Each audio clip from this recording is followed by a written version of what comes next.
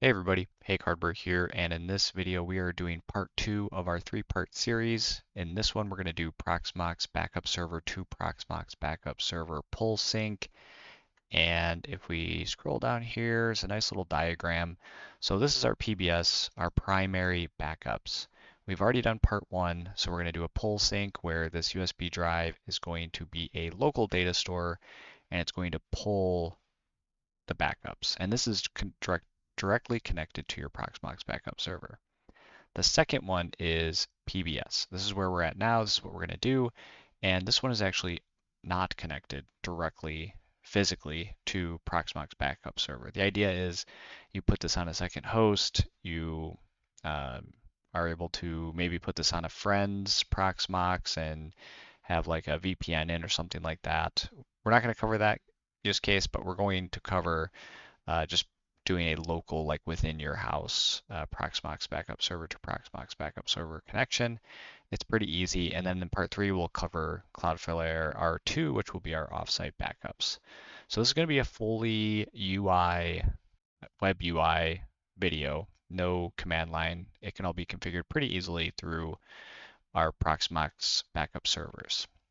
So we do go into a little bit more depth in these guides. They'll be linked in the description of the video, but we go over, why we're doing a pull instead of a push. There's some security implications, but we're just going to jump right into it. I already have a secondary Proxmox backup server with VMID 201, and these are my IP addresses. They're, of course, most likely going to be different than yours.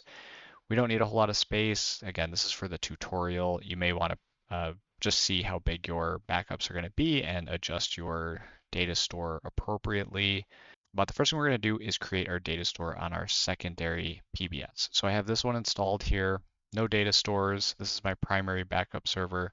I still have that USB backup from part 1. And then we have our primary backups on here. But the first thing we're going to want to do is create a data store here that we can use to set up that pull sync job. So we'll click Add Data Store, and just so I'm doing exactly the same as the guide, I'm going to come in here and grab some of the stuff just so I don't fat finger it and make it really confusing and then have to record this whole video over again. So we are going to keep it local because for this Proxmox backup server, it is local disk. So for data store type, it'll be local, even though it's technically remote for our other computer. And jump in here, and we're going to do weekly, and then we'll do none. So you can actually delete this out, and then weekly will be every Saturday, basically. And everything is good here. We're not going to do any prune options or anything like this. This is just a sync job, so we'll click Add. When we set up Remove Vanished during the sync job, it actually make sure that we're not using any extra space. Okay, so we created that. We'll scroll down and we need to create an API token on the primary PBS. And that allows just our second PBS to run that pull sync job. So it's going to reach out to our PBS and pull the data into the sync. And in order to do that, it needs an API token.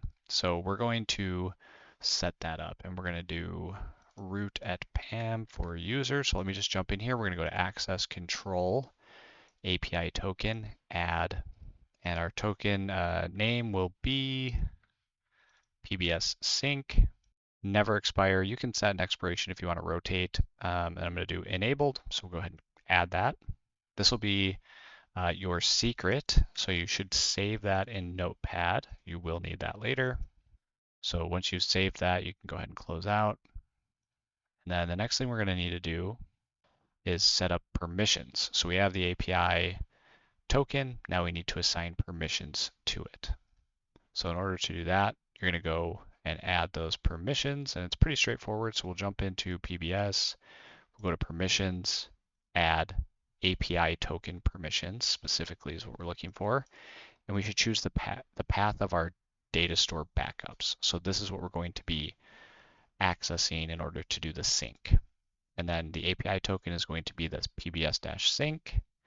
And we want to select DatastoreReader, so it can only read. If for some reason, our PBS2 gets compromised, it's not going to be able to wipe our backups. And if our PBS1 gets compromised, it doesn't have any way to access PBS2 because it's a pull job.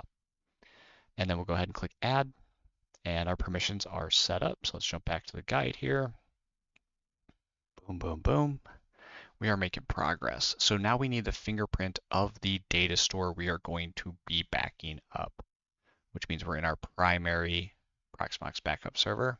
We are going to back up this backups, which is our primary backups, show connection information, copy that fingerprint, and you're going to want to save that. And then what we're going to do is go back into your secondary Proxmox Backup Server. Let's just make sure I'm following this correctly. And we're going to add a remote. We'll go into remotes, click add. The remote ID, so if we come in here, we'll see the remote ID is going to be PBS primary. And our host is going to be the primary IP address. The auth ID is going to be PBS-sync. And the password is going to be the API token. And the fingerprint is going to be the one we just saved for the backup that we are backing up. And we'll go ahead and click add. All right, perfect. So that's in there. Unfortunately, there's no way to just like test this. You're gonna have to test it by just creating the sync job. So now actually we're gonna go ahead and do that. We're gonna create a pull sync job. Again, this is on the secondary backup server. A lot of this is gonna be pre-filled in. So we'll come down here into our data store, synced backups, go to sync jobs, add, pull. We're gonna do a pull job. We can see a lot of this is already filled in. For our remote, it's going to be PBS primary. For our data, it's going to be backups. That's the only thing you would have access to. Make sure you select remove vanished, and we only need to do this daily. So every day, we're going to have this sync run. Now, if you want to save space, as with the other video, you could do a group filter where you add a group, do a group here, and you can select specific containers that you want to do. But we're going to do all of them. So let's go back to options, and everything is set up, should look good. A lot of this is pre-filled in, which is great. We'll go ahead and click add.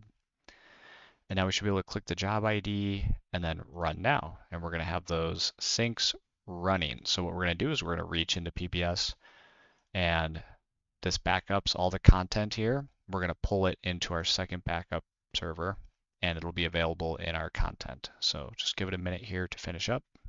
Okay, we are finished. That did take a little bit of time, and I don't have a lot of containers because it's my testing Proxmox. So if you have like 15 containers, this might take some time. So just let it run and finish.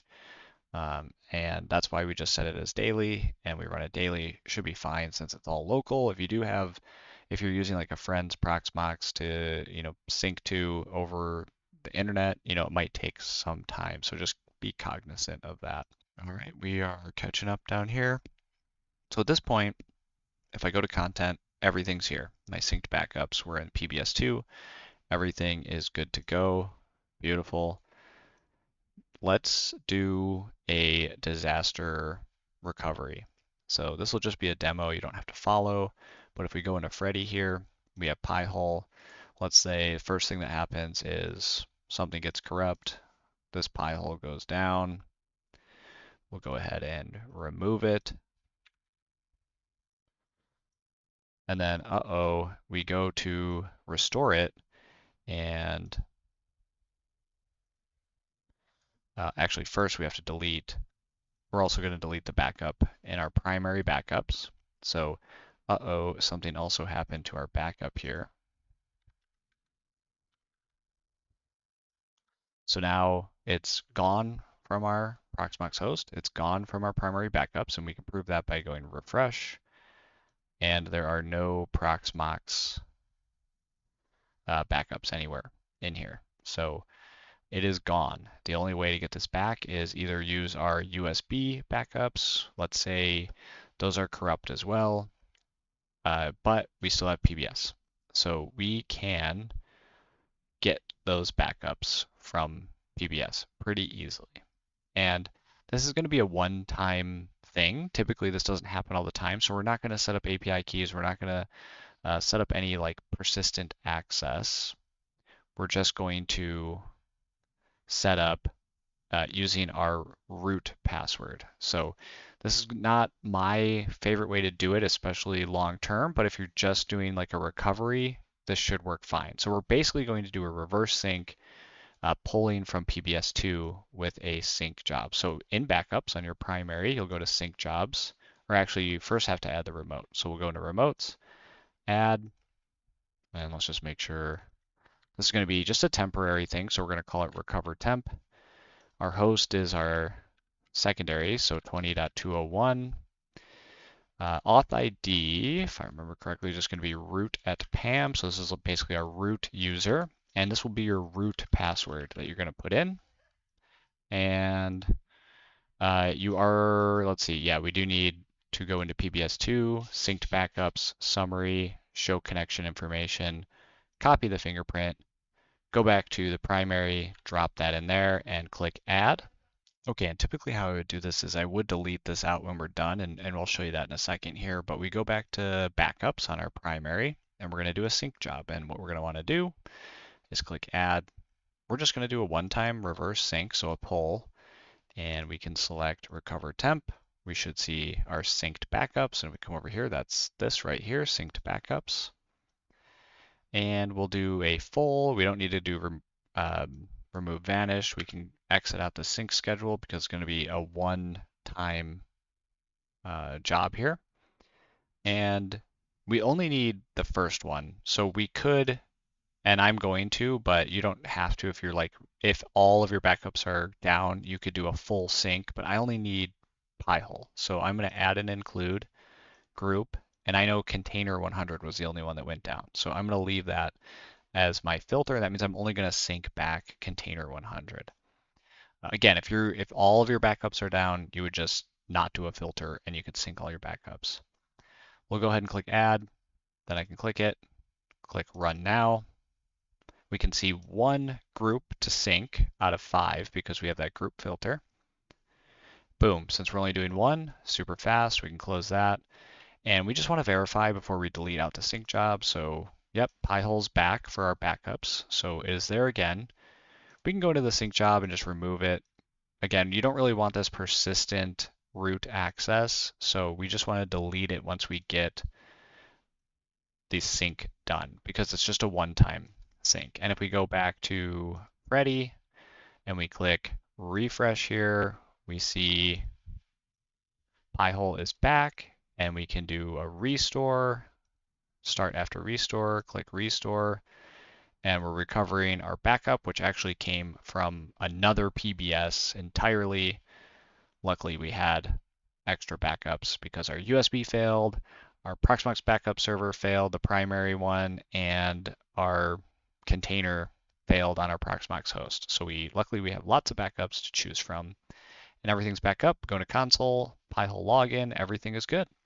So that's the full scenario, and really from there, you just want to make sure, again, like that you delete out that persistent access, but PBS2 will continue to do those daily sync jobs. So every day that's still going to continue to do syncs, which is great.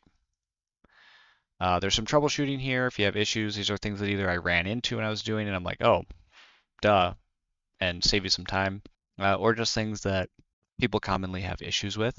And just a little summary and what's next. So we got part 1 here. You can always check that out. And then we're going to do part 3, which is Cloudflare R2, which is offsite. I think that one's going to be really cool. So hopefully this was helpful, and I'll see you in the next one.